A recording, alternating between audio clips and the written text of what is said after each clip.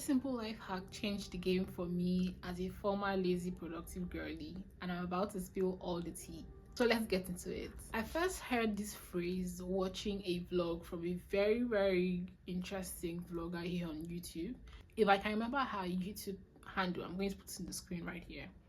And if I can remember the specific vlog also. It's piqued my interest as someone that is always constantly looking out for ways to improve and better herself. Of course, I had to go do my research on this topic and this book eventually. If you're watching this video right now, then welcome, twin. Let's discuss. My name is Esther Uko and I create personal development, lifestyle and entrepreneurship content on this channel. So go ahead and click on the subscribe button if that seems like your cup of tea, and let's build this community. Okay. If you're just hearing the phrase eat the frog for the first time, I'm sure you're probably wondering, do I have to eat a literal frog? Ew? No, you don't.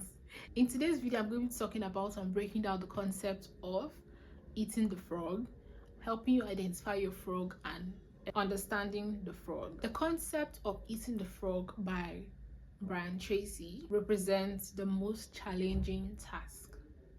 Simple. He actually authored a book named Eating the Frog. So if you're someone that has been struggling with productivity, or you want to take your productivity seriously, be it your business, your school, your career, whatsoever it is, I would advise that you read this book. But if you're also not able to read the book at the moment, I'm going to just go ahead and break down and give you a brief of a summary on this concept so you can understand better and still reap the benefits of eating the frog.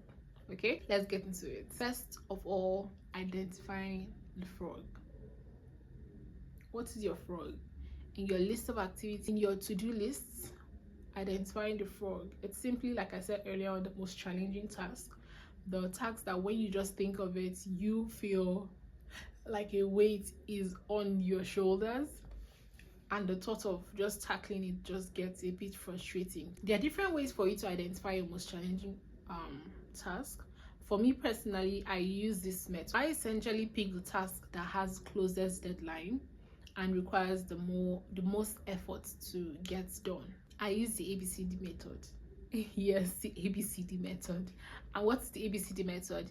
It's simply ranking my lists, my to-do list, basically based on A being the most important, B being secondary, and C and D. I typically put into consideration the implications of getting a task done and not getting a task done. That really helps me in identifying what I need to address quickly as soon as possible. Let's move to eating the frog, because I know that that's why you clicked on this video, and I'm not about to waste your time and drag this on for too long. We're trying to be productive here, and I know that your time is valuable, so let's get straight into it. From my personal experience, here are practical tips and tricks on tackling the most challenging task. Number one, break down your most challenging tasks into smaller bits.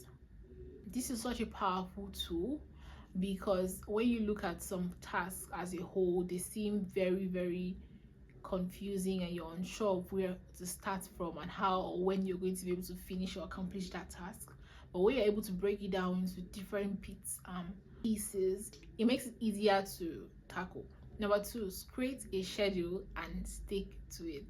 There is no sense in making a plan and not sticking to it. You're already setting yourself up for failure. I always really advise that you create a plan, you create a timeline of when you need to submit this task or finish this task, and then you stick to it.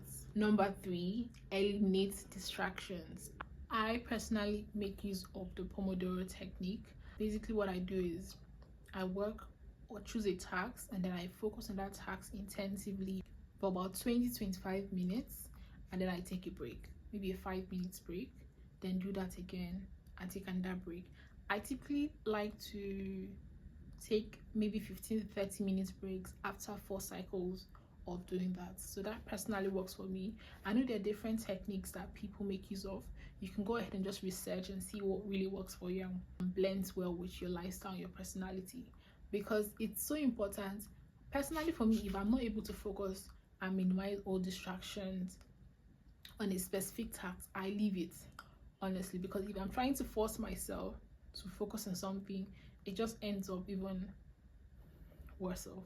So this is where planning really makes sense, and then choosing a technique that works best for you. Overcoming obstacles. There are various obstacles that may exist, such as fear, procrastination, or that obsession with being perfect or having like a perfect output. Take for example, me and my YouTube channel. I have known that I wanted to share useful and encouraging information on this channel for a while, but I just kept postponing and procrastinating, mostly because of the lack of perfection. I think I was like, okay, let me wait, let me learn all the amazing editing styles and all the angles to get and all of that. But like, the longer time period it takes for you to attack a specific task that is already challenging, it makes it seem even more challenging when you finally want to address that task. So I personally feel like it's better to just get started already,